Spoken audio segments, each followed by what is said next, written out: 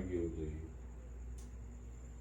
does as well have motives, but we are all part of one same whole. There's no adversity in the motive. The motive is to create life, strengthen life by adversity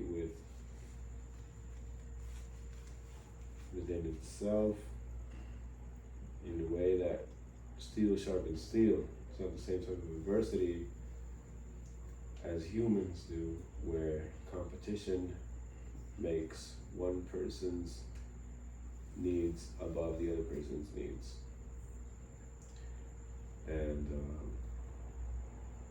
if you choose to fight a battle against something that's artificially created, your body is not going to adapt the same way. Look me in the eyes and tell me that you believe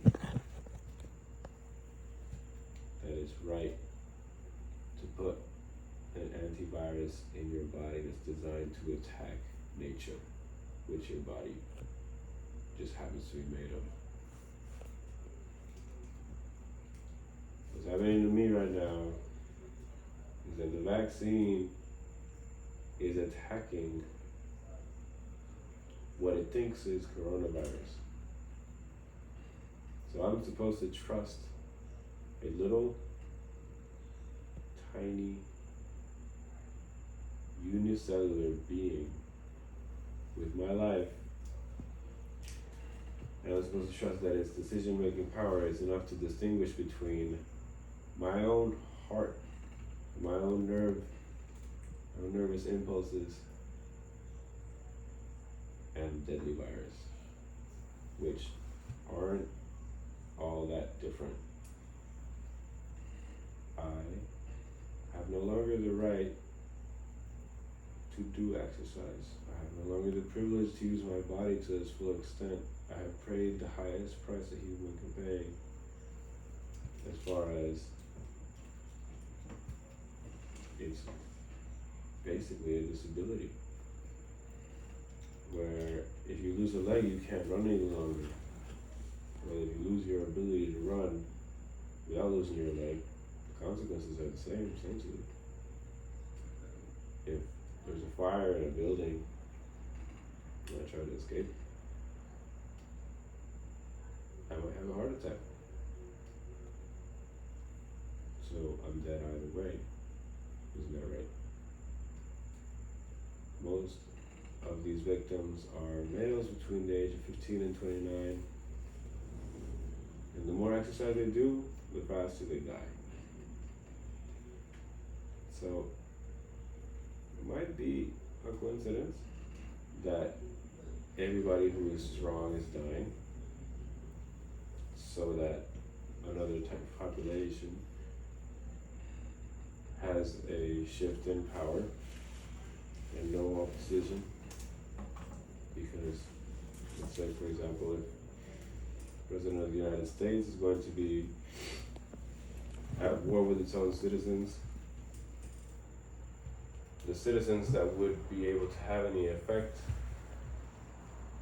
the citizens that would be able to overturn the government would be mostly an infantry composed of males between the ages of 15 and 29 who no longer have the ability to run or fight.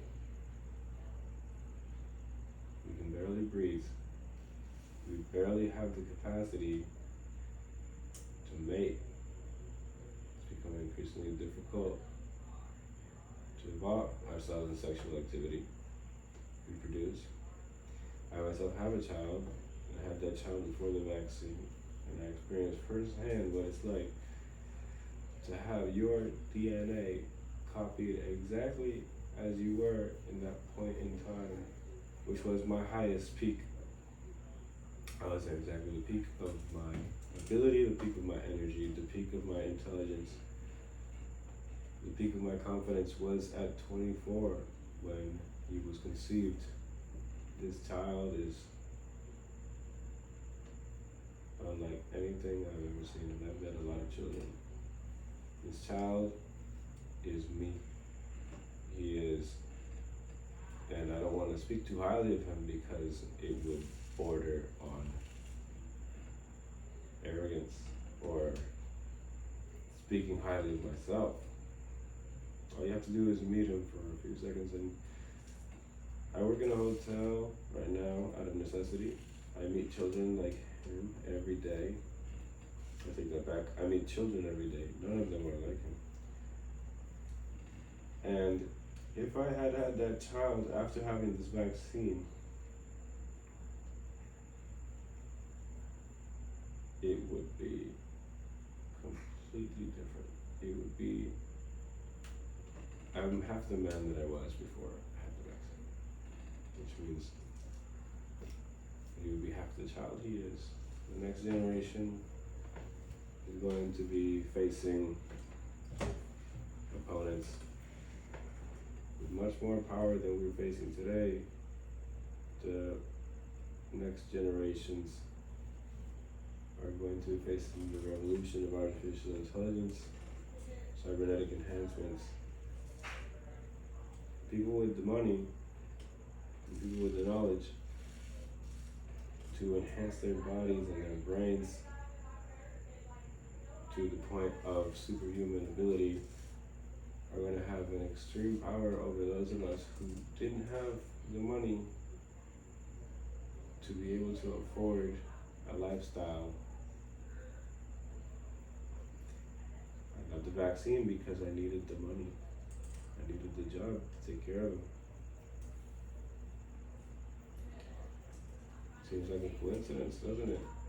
I don't know. I'm just rambling. But it all comes down to your instincts. What do you feel is the truth?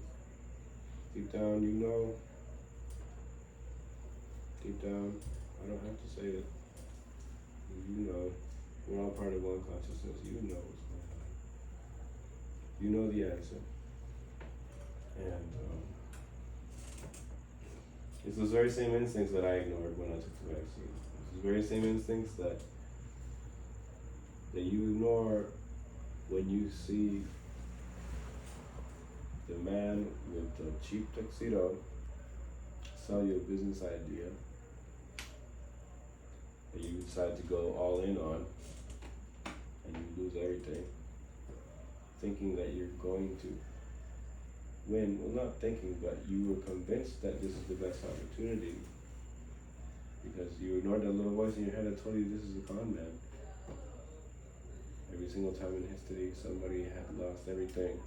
It's because they ignored that little voice in their head. And I don't say that out of speculation, I say that out of personal testimony after testimony that I have seen on the internet. All that's left for me now, see what to utilize the power that I do have left, which is not physical but mental. Now, my resources have shifted. You know, the brain, in order to function at its full power, it requires something called fructose. It requires enormous amounts of fructose, which is basically just sugar. Now, the human body believes that glucose will work just as well. But if I take glucose, I'm at risk of heart failure. You need to be very careful with the distinction between processed sugar and whole sugar and this organic sugar. This has always been a problem. People who have fought against diabetes their whole life never realize the difference. Whereas if someone decided to switch to a diet of fruits,